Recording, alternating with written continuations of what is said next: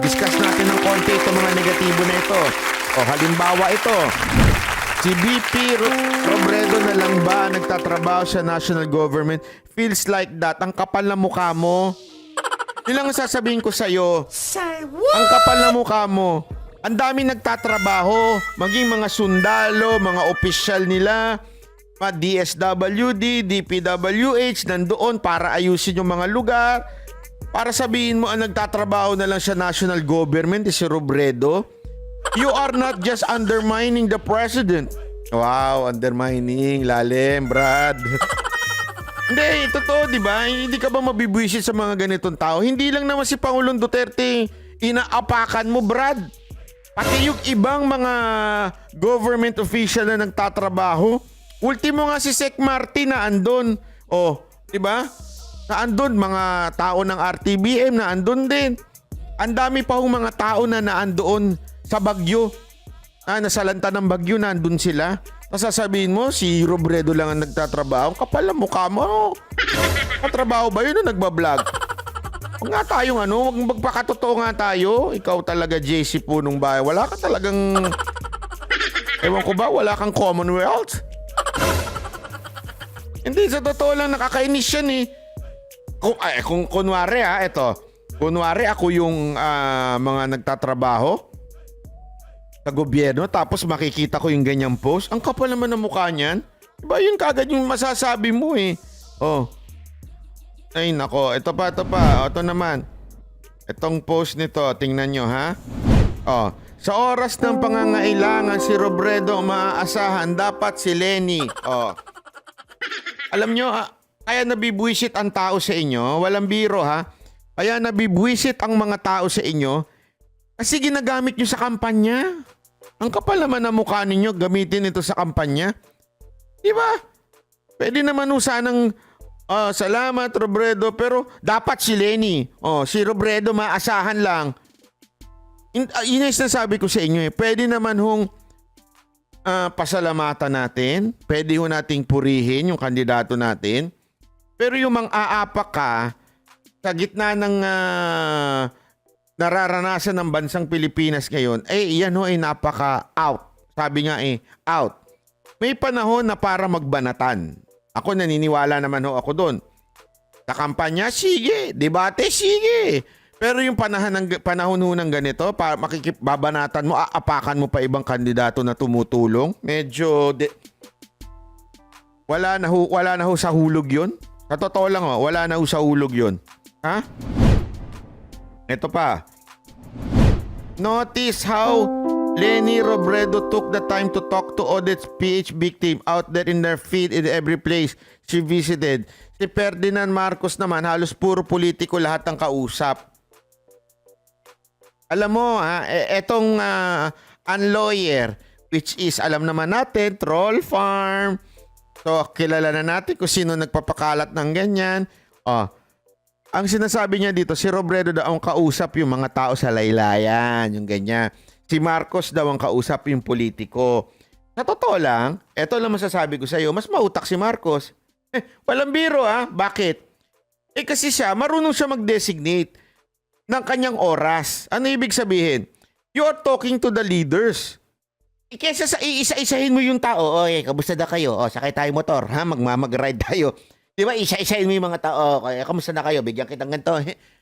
Ang magandang kausapin, yung mga pinuno ng mga lugar na yon para sila yung magde-designate ano ba kailangan ninyo. Sila kasi yung pinuno dun Mga barangay kapitan o di kaya mga politiko, mga mayor. Alam nyo, magduda man tayo sa mga mayor na ibibigay talaga yung tulong. Pero sa mga kalagitnaan ng ganitong pinsala, sila yung nakakaalam kung ano yung needs. Diba? Mas magandang sila na rin yung kausapin. Ano ba kailangan nyo dito? Ito. Alam naman, pumunta ba? Sorry hindi ko kandidato yan si Marcos, pero ano gusto mong gawin ni Marcos? Mamigay siya doon 500 isa-isa. Pila kayo, pila. Ito 500, 500. Para lang umepal. Kung gumanon siya, baka banatan ko pa siya Kaya lang, buti na nga yung ginawa niya na yung mayor yung kausap. Diba? O kung yung congressman o kung sino mang leader doon, yun ang kausap. Di ba? Para diretso, ito, kailangan, Sila nang bahala mag-designate papaano tutulong. Sila nang bahala magpakalat ng tulong. Hindi yung isa-isa, ito, 500, 500, 500, talaga ng mga ganyan troll, ano? Ilagay nyo naman sa lugar yung banat ninyo, medyo... Hindi, sorry I mean, even if hindi ko kandidato si Marcos, pag sa tingin ko naman tama yung ginagawa, palakpakan natin. Palakpakan. Next.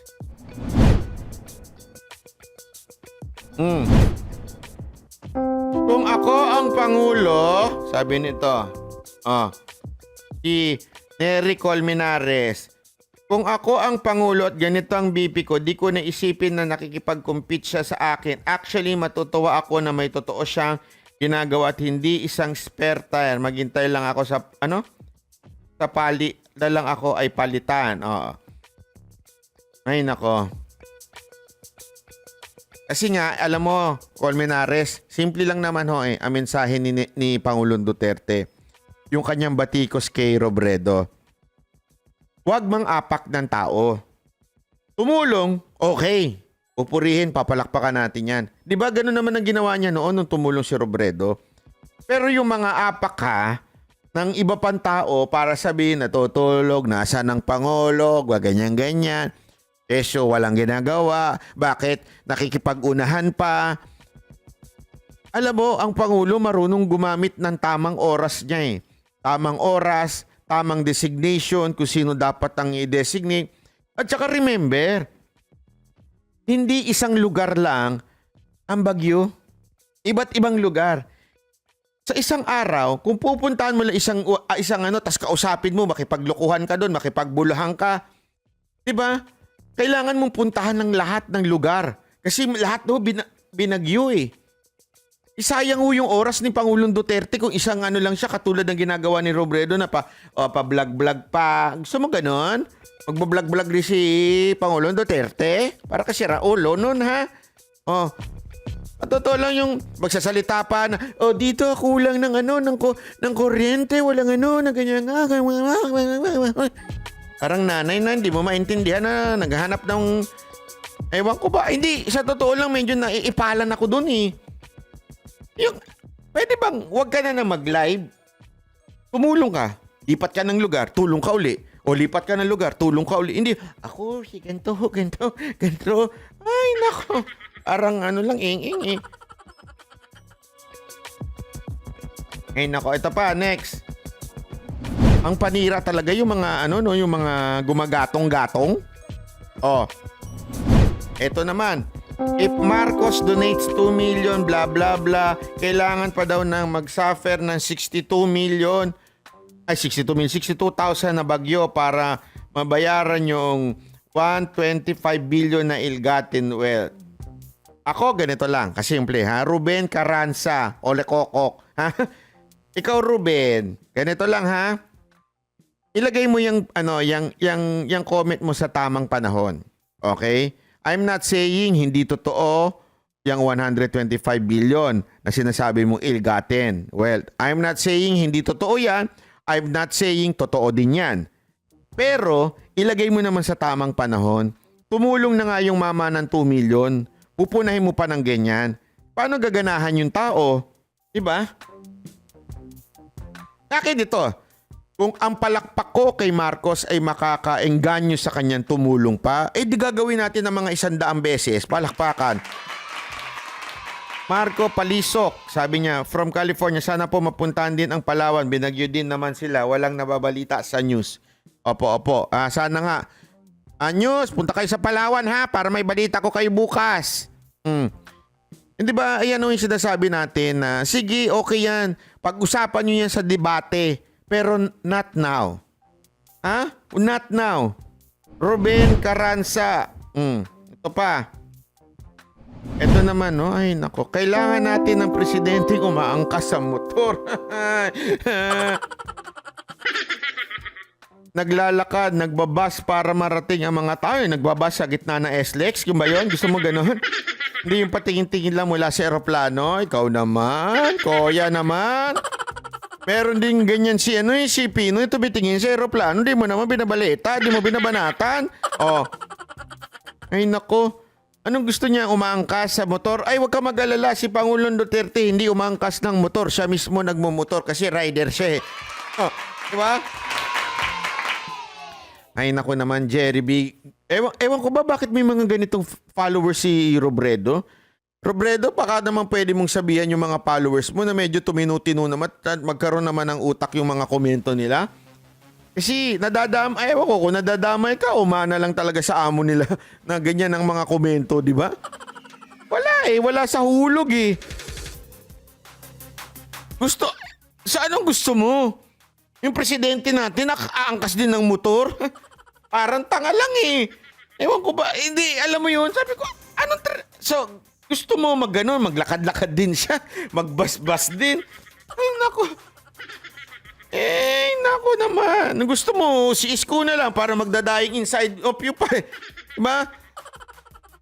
Hindi, ay, nako. Ilagay nyo naman sa tama yung mga isip nyo. Pantakin mo, yun ang pinagmalaki. Umaangkas si Robredo. Naglalakad, nagbabas. Oh, para tumulong, hindi yung tingin-tingin sa aeroplano.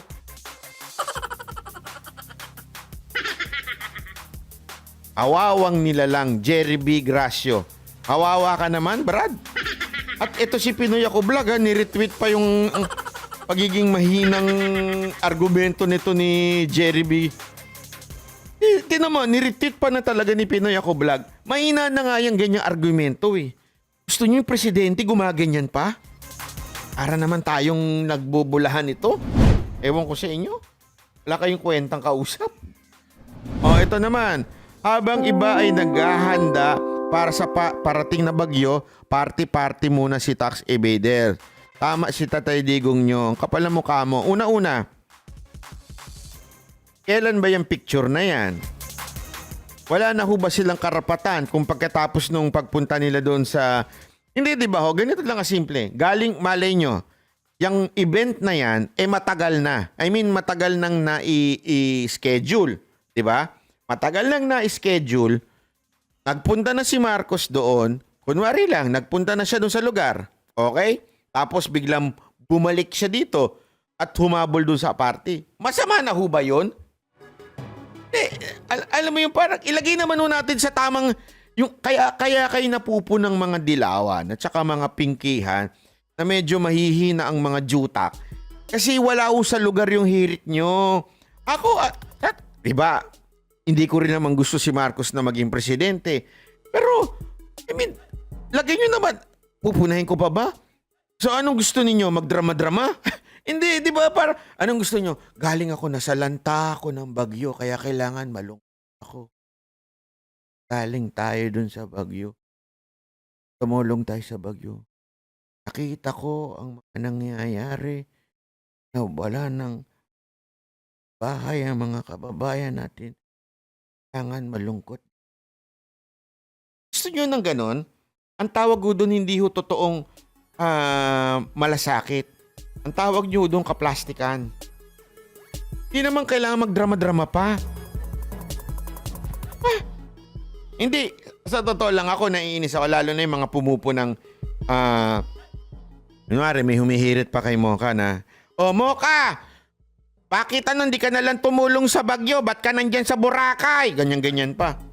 Matagal lang naka-schedule to. Anong gagawin ni Mocha? Punta siya doon sa bagyo? Wala naman siyang kakayahan ng pumunta sa bagyo. Lagay nyo naman sa tama yung isip nyo. Dahil nasa Boracay siya at may bagyo, may mga nasalanta ng bagyo, gusto nyo doon lang siya sa hotel niya, magmukbok doon kasi may nasalanta ng bagyo. So dito lang ako sa hotel ko sa Boracay. Hindi ako magsasaya. Dito lang ako. Ang lungkot. Ganon. Ang pangit, di ba? Para tayong tanga nun. Ay nako. Hindi ho yun ang totoong malasakit. Maraming paraan para gumawa ng malasakit. Na una-una, hindi mo kailangan ibulgar. Pangalawa, hindi ibig sabihin na magmamalasakit ka sa kapwa mo, tumutulong ka sa kapwa mo, bawal nang mag-enjoy sa buhay. Naiinis ako dun eh. May mga humihirit na tanso dun sa TikTok ko. Kesyo, Bakit daw ba ako nagbubura-burakay pa? Ba't dinala ko tumulong sa mga nasalanta ng bagyo? Una-una, di naman ako government official. Pangalawa, nung gusto nyo canceling ko ito dahil lang hindi na ako magmalungkot na lang ako dito sa kwarto ko, mag-upo-upo na lang ako dito. Pasensya na ho at na medyo nasalanta ho ng bagyo kaya bawal ho akong tumawa-tawa, bawal ho ako magasayaw-sayaw. Ganun. Ang plastic naman ho nun. Ay, naku talaga mga Pilipino nga naman, oo.